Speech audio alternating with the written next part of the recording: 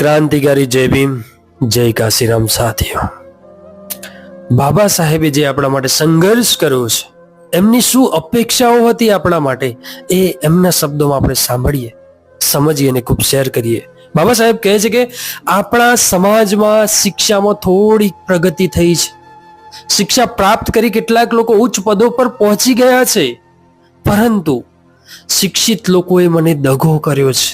હું આશા કરી રહ્યો હતો કે ઉચ્ચ શિક્ષા પ્રાપ્ત કર્યા બાદ તેઓ સમાજની સેવા કરશે, પરંતુ હું જોઈ રહ્યો છું કે નાના અને મોટા કારકુનોની એક ભીડ એકત્રિત થઈ ગઈ છે, જે પોતાનું પેટ ભરવામાં વ્યસ્ત છે.